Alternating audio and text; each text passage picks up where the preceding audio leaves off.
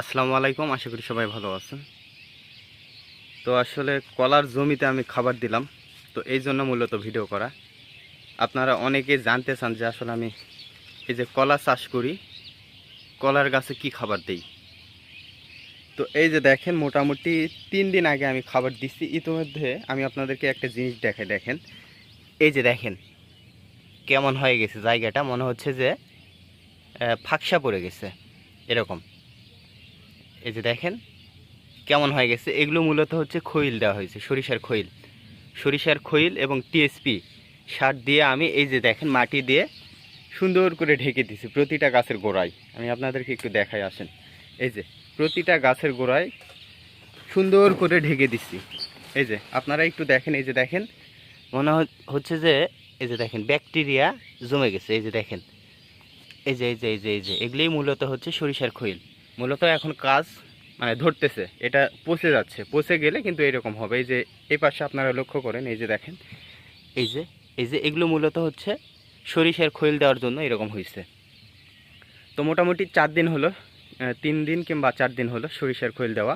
তো আমি মূলত হচ্ছে সরিষার খৈল এবং আপনার হচ্ছে টিএসপি, ডিএপি না কিন্তু টিএসপি সার এবং সরিষার খৈল প্রতিটা গাছে 100 গ্রাম করে খৈল এবং 100 গ্রাম করে টিএসপি দিছি। এরকম করে ছিটাই দেওয়ার পর এই যে দেখেন মাটি দিয়ে আমি ঢেকে দিছি। মাটি দিয়ে ঢেকে দিছি এই জন্য যে আসলে এখন বর্ষাকাল, তো বর্ষাকালে যদি আপনি উপরে সার দেন তাহলে কিন্তু পানি দিয়ে সব ধুয়ে চলে যাবে। তো এই জন্য মূলত ধুয়ে যাতে যেতে না পারে সেজন্য আমি মূলত হচ্ছে মাটিতে ঢেকে দিছি প্রতিটা গাছের গোড়া, যে দেখেন মাটি দিয়ে ঢেকে দিছি। তো আপনার হচ্ছে খরার মৌসুমে যদি আমি সেচে দিতাম সেক্ষেত্রে এরকম মাটিতে ঢেকে দিতে হতো না। যেহেতু আমি বর্ষাকালে দিছি, পানি দিয়ে ধুয়ে চলে যাবো, ওই জন্য আমি এভাবে ঢেকে দিচ্ছি। এখন কিন্তু কাজ হবে। হ্যাঁ, তো দীর্ঘ কিন্তু প্রায় 1 বছর পরে আমি খাবার দিলাম। তাছাড়া কিন্তু গাছে কিন্তু খাবার দেওয়া হয়নি। এই যে দেখেন খাবার দিছি, খাবার দিয়ে গোড়াগুলো ঢেকে দিছি। এই সাইডে গাছগুলো ছোট, তো সবে মাত্র কলা আসতেছে।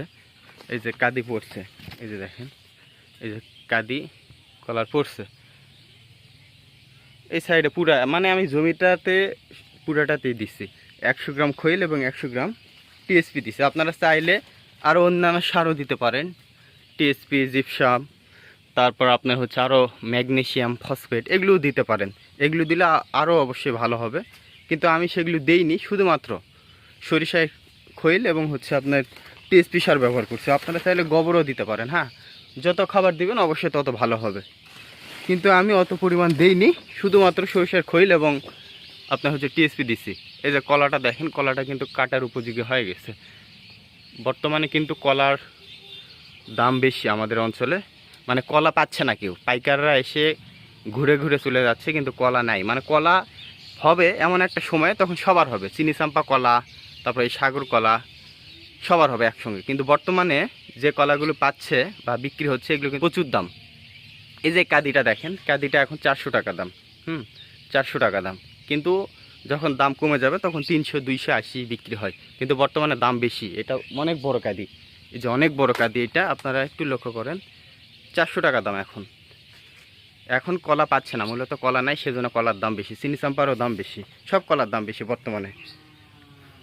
কিন্তু এখন আবার কলা নাই, কলা হবে আরও 15 দিন 20 দিন পর কলা হবে। এই যে কলাগুলো 15-20 দিন পর কলা হবে, মানে কাটার উপযোগী হবে, এখনও হয়নি। তো এই যে প্রতিটা গোড়ায় আমরা খাবার দিছি। যেহেতু অন্যান্য সারও দিতে হতো, আমি দেইনি, এই জন্য মূলত আমাদের গাছগুলো কিন্তু যথেষ্ট পরিমাণ আপনার হচ্ছে ভালো আছে।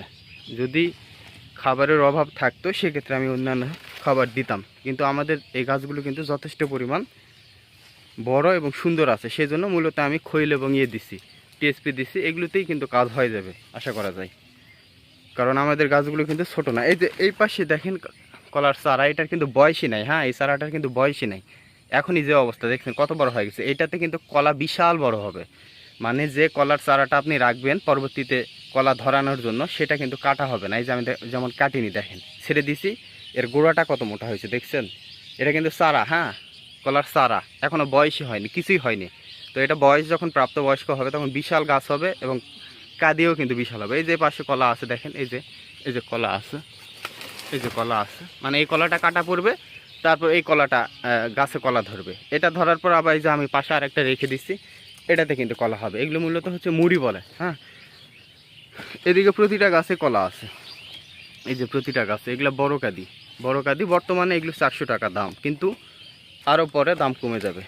আরও পরে যখন সবার কলা উঠবে তখন 250, 280, 300, 350, সেটা আমদানির উপর দাম নির্ভর করবে। বর্তমানে কলার দাম কিন্তু বেশি।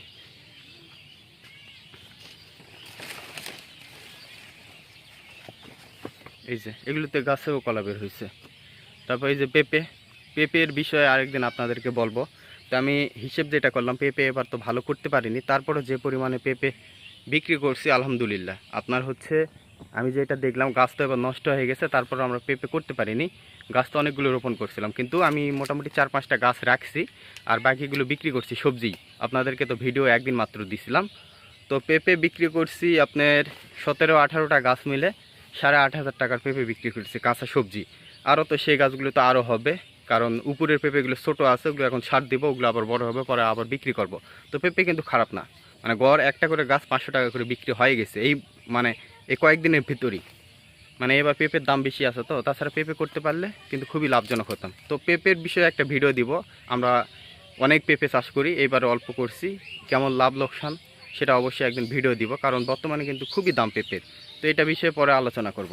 আর এই যে কলাগুলো তো দেখেন, আপনারা কলাগুলো তো দেখলেনই। কলার বিষয় হচ্ছে আপনারা এক কথায়, আমি যেমন শুধু সরিষার খৈল এবং টিএসপি দিছি, তেমন আপনারা দিবেন এমন না। আপনারা অন্যান্য যে সারগুলো আছে সেগুলোও দিবেন, গোবর দিবেন, টিএসপি দিবেন, জিপসাম দিবেন, তারপর হচ্ছে ফসফেট, এগুলো দিবেন, সব মিলায়।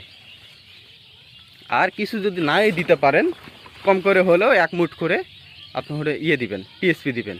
যদি কোনো সার নাই দিতে পারেন, অন্তত 1 মুঠ করে দিলেও আপনাদের কিন্তু কাজে কাজ হবে। হ্যাঁ, তো এই হলো বিষয়। সবাই ভালো থাকবেন। আর কোনো কিছু জানার থাকলে অবশ্যই কমেন্টে জানিয়ে দিবেন। আমাদের এগুলো কিন্তু হচ্ছে সাগর কলা, আপনার হচ্ছে নেপালি সাগর কলা। হ্যাঁ, কোনো কিছু জানার ইচ্ছে থাকলে অবশ্যই কমেন্টে জানিয়ে দিবেন। আমি অবশ্যই আপনাদেরকে যথাসাধ্য চেষ্টা করব, আমার সাধ্যের মধ্যে যদি জানা থাকে আমার। তো সবাই ভালো থাকবেন, আবার অন্য কোনো ভিডিওতে দেখা হবে ইনশাল্লাহ। ততক্ষণে সবাইকে আল্লাহ হাফিজ।